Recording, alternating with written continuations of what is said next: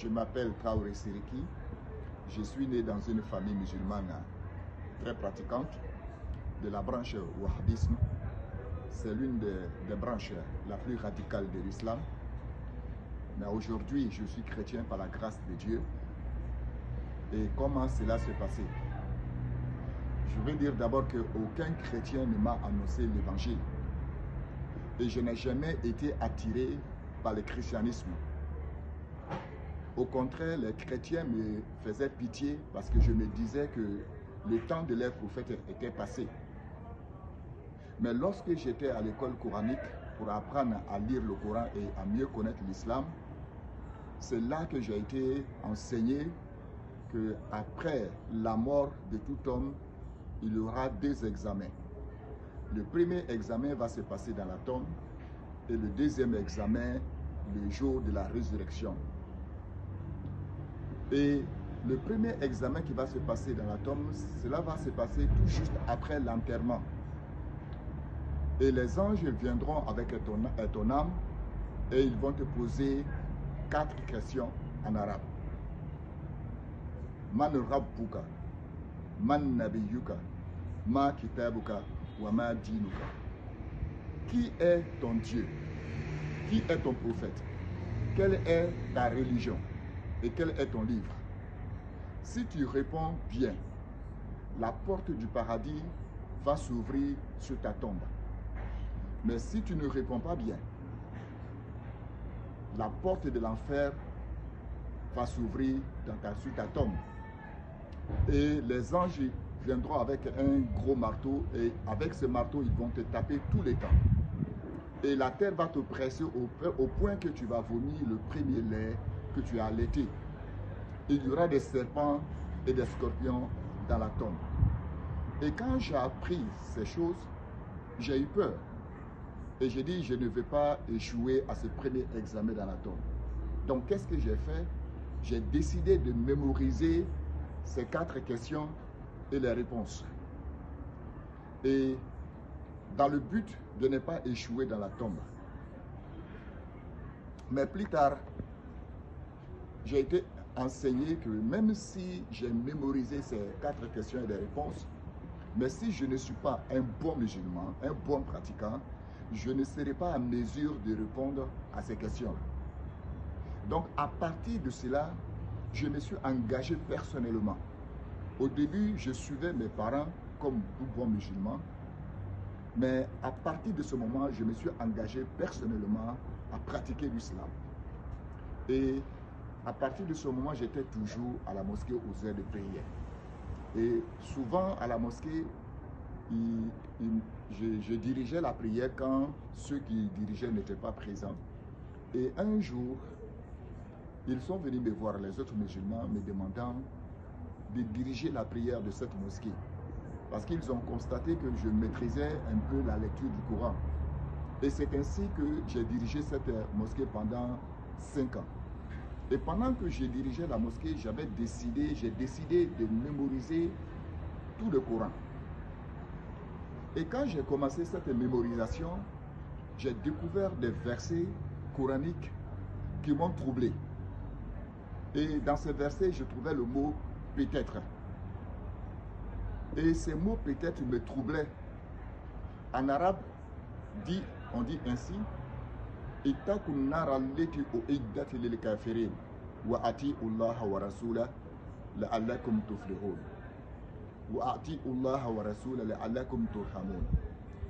Craignez le feu préparé pour les incrédules, suivez Dieu et son prophète, peut-être vous fera-t-il miséricorde.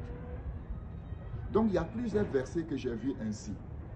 Donc j'étais un peu troublé, je suis allé voir mes frères parce qu'ils sont allés aussi à l'école coranique, dans le but de me renseigner qu'est-ce qu'ils pensaient de ces mots peut-être dans le Coran. Parce que pour moi en tant que musulman, je me disais que le Coran est le dernier livre et Mohammed est le dernier prophète. Donc, ce qu'on devait trouver dans le Coran, ça devait être la certitude, l'assurance. Mais le mot peut-être, je n'étais pas à l'aise. Donc, mes frères n'ont pas trouvé une réponse satisfaisante. C'est ainsi que je suis allé voir mes enseignants et d'autres imams pour qu'ils me donnent une réponse. Et ils m'ont dit ainsi que le Coran dit peut-être parce que chacun de nous, nous serons devant Dieu pour être jugés.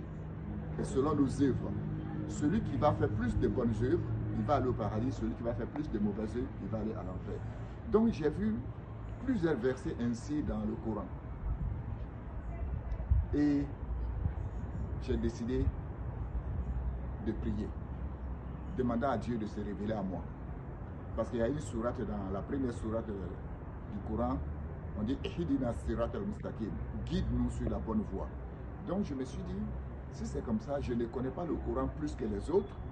Donc ce que je vais faire, c'est de prier pour que Dieu me montre le bon chemin.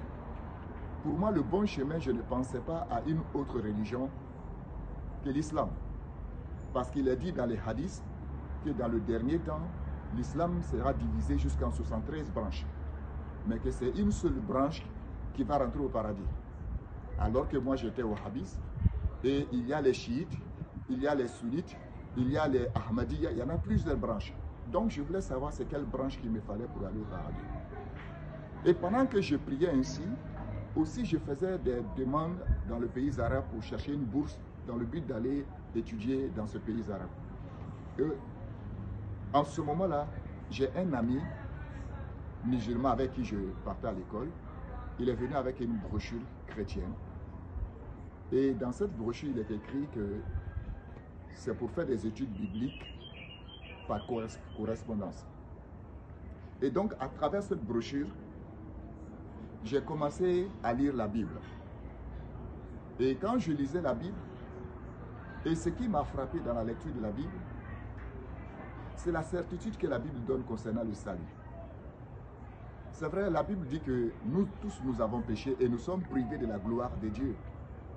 Mais la solution que la Bible donne est que Dieu a donné un sacrifice et par ce sacrifice, tu peux être sauvé. Et quand j'ai lu ça dans Éphésiens, dans Jean, surtout Jean 5, verset 24, et qui dit ceci, et en vérité, je vous le dis, celui qui écoute ma parole et qui croit à celui qui m'a envoyé a la vie éternelle. Il ne vient point en jugement, mais il est passé de la mort à la vie. Et cette parole m'a vraiment frappé. J'ai dit, mais c'est ça que je cherche dans le Coran. Mais voici, la Bible me donne cela gratuitement, si j'accepte les sacrifices de Jésus. Et à partir de là, j'ai continué à lire la Bible. Et pendant que je lisais la Bible, j'ai rencontré un frère chrétien qui connaissait aussi le Coran. Donc avec lui, nous avons décidé de faire des recherches entre le Coran et la Bible. Et nous avons fait cela pendant environ 1 an. C'est après cette recherche dans le Coran et la Bible et que j'ai décidé de donner ma vie à Jésus-Christ. Et donc je peux dire aujourd'hui avec assurance qu'il n'y a plus de doute dans mon cœur parce que je crois que Jésus-Christ est le chemin, la vérité et la vie. Celui qui croit en lui est sauvé. Et donc aujourd'hui, j'ai décidé de marcher avec Jésus-Christ. Et c'est pourquoi, toi qui me regardes, je vais te dire que il n'y a pas de salut ailleurs qu'en Jésus-Christ. Donc si tu doutes, je vais te dire de ne plus douter.